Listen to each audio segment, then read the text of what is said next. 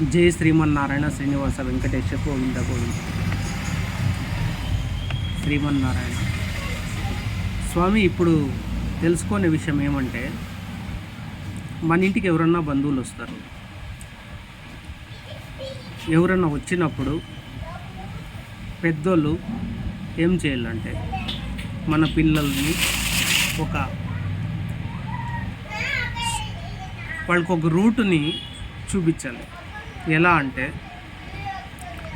ఆడబిడ్డ ఉంటుంది ఇంట్లో, వాళ్ళు వచ్చినప్పుడు వాళ్ళకి కాఫీ చేసేయండి. పెద్దోళ్ళు ఇచ్చేది ఆ పిల్లలతో ఇప్పించండి, ఆడబిడ్డలతో. ఈరోజు కాఫీ ఇస్తారు, ఈరోజు భోజనం పెడతారు, రేపొద్దున్నే భోజనం చేస్తారు, కాఫీ చేస్తారు, అలవాటు అయిపోతుంది. ఏ రోజన్నా ఒక ఇంటికి పోయినప్పుడు పిల్లలు ఏ రోజైనా నేర్చుకోవాల్సిందే. చదువు ఇదంతా అది వేరే సబ్జెక్ట్, అది మీరు సరి చేసుకోండి. కాకపోతే ఆడబిడ్డ లక్షణం కాబట్టి వంట చేసేది, భోజనం పెట్టేది, గౌరవంగా మాట్లాడేది, అది వాళ్ళ లక్షణం. దానికోసం వాళ్ళకి ఈ రూట్ని అలవాటు చేయండి. వాళ్ళంటూ భోజనం చేసే అలవాటు, వాళ్ళంటూ కాఫీ చేసే అలవాటు, ఇంకేదైనా దానిపైన వచ్చిన వాళ్ళకి, ఇంటికి వచ్చిన వాళ్ళకి కాఫీ ఇచ్చేది, నీళ్ళు ఇచ్చేది, భోజనం పెట్టేది, ఇవంతా పిల్లప్పటి నుంచి అలవాటు చేయండి. మినిమం 5th క్లాస్ నుంచి వాళ్ళని ఒక రూట్కి తీసుకొచ్చేది అలవాటు చేయండి. ఏ రోజైనా నేర్చుకోవాల్సిందే. అది ఈరోజు నేను నేర్చుకుంటే వాళ్ళు ఒక రూట్ లేకొస్తారు. మనుషులు అభిమానం తెలుస్తుంది, బయట సమాజం గురించి తెలుస్తుంది. ఓ, ఇంటికి వచ్చిన వాళ్ళకి ఇట్లా కాఫీ ఇవ్వాలా, ఇంటికి వచ్చిన వాళ్ళకి ఇట్లా నీళ్ళు ఇవ్వాలా, మనోళ్ళు వస్తే వాళ్ళకి భోజనం పెట్టాలా అనే ఒక ట్రాక్ వాళ్ళకి అర్థం అవుతుంది. మనం చెప్పేది వేరు, వాళ్ళ అనుభవం వేరైపోతుంది. దానికోసం అది అలవాటు చేయండి ఆడబిడ్డలకి. తర్వాత మగబిడ్డలు, మన ఇంటికి ఎవరన్నా వస్తే గౌరవంగా పలకరించేది, వాళ్ళ జతలో కూర్చొనేది, వాళ్ళు ఎందుకు వచ్చినారు, నాన్నతో పనుందా, ఏమన్నా చూడాలా, ఎక్కడన్నా హాస్పిటల్ పిలిచిపోవాలా, ఇట్లా వాళ్ళు ఏదన్నా కూడా వాళ్ళకి హెల్పింగ్ నేచర్ అనేది మనలో ఉంటే, మనం రేపొద్దున్నే వాళ్ళ ఊర్లకు మనం పోతే ఇదే వాళ్ళు కూడా నేర్చుకుంటారు. నువ్వు నేర్చుకొని ఇంకొకరికి తయారు చేస్తావు. వినండి పిల్లలు, అర్థం చేసుకోండి. ఎందుకంటే ఏమున్నా ఏం లేకపోయినా మనకు ఉండే పద్ధతులు ఇవి కాబట్టి అర్థం చేసుకోండి విషయము. తర్వాత ఆ విషయం ఆటకు అయిపోయింది.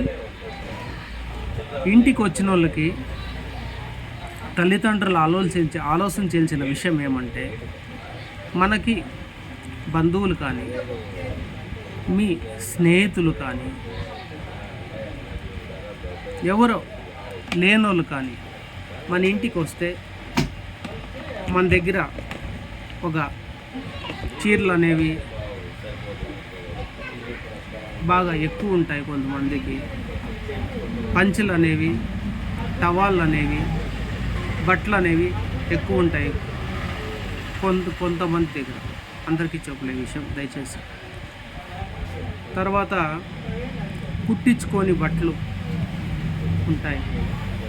వచ్చిన మనిషి ఎవరు, ఆడవాళ్ళు వచ్చినారా, సరే నా దగ్గర ఒక 30 చీరలు ఉన్నాయి కదా, నేను కట్టను కదా, వాళ్ళకి ఒక చీర ఇచ్చి, ఒక జాకెట్ పీస్ ఇచ్చి, కుంకుమ పెట్టుకోమా, తర్వాత ఒక సాంప్రదాయంగా ఆమెకి ఒక రూట్, పిల్లోళ్ళ చేత అది ఇప్పించేది ఒక రూట్. అర్థం చేసుకోండి. అలా ఇప్పిస్తే పిల్లలకి ఇది ఒక సాంప్రదాయం ఉందా అనేది తెలుస్తుంది.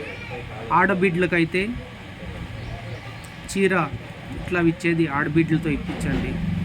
మగబిడ్డలకైతే ఈ ప్యాంటు షర్టు పంచెలు పెద్దోళ్ళకి ఏముంటే అవి ఇచ్చి వాళ్ళతో ఇచ్చేస్తే అబ్బా ఎంత గౌరవంగా పెరిగినారు ఈ పిల్లల్లో, ఎంత గౌరవంగా పెంచినారు ఈ పిల్లల్ని అని తల్లిదండ్రులకి ఒక మంచి పేరు, చేసిన దానికి మనకి ఒక సార్థకం. వాళ్ళ ఊరికి పోయింటిమి, వాళ్ళంటే బిడ్డలు, వాళ్ళ తల్లిదండ్రులు ఈ వయసుకే వాళ్ళని ఎంత పద్ధతిగా తీసుకొచ్చిన్నారు అనే ఒక ఇది నిలిచిపోతుంది. అర్థం చేసుకో. తర్వాత పిల్లలకు కూడా హెల్పింగ్ నేచర్ అనేది మనము అలవాటు చేస్తాము. ఈ విషయం నుంచి పిల్లలకి హెల్పింగ్, కష్టంలో ఉండేవాళ్ళు ఎవరైనా ఆదుకోవాలా అనే ఒక మైండ్ సెట్ వాళ్ళకి వస్తుంది. వాళ్ళ మైండ్లో మనమంటే ఇట్లా బతకాల సమాజంలో, మనమంటే ఇట్లా పని చెయ్యాలా, ఇంతవరకు తెలియదు, మా అమ్మ నాయన ఈ రూట్కి తీసుకొచ్చినారు అనేసి వాళ్ళకు ఒక మైండ్కి వచ్చేస్తుంది ఆ విషయం. అదే రూట్లో పోతారు. ఎందుకంటే చాలా విషయాల్లో చెప్పినాను కదా, మానై వంచనది కొమ్మైనప్పుడు వంగుతుంది. చిన్న బిడ్డలు కొమ్మలతో సమానం.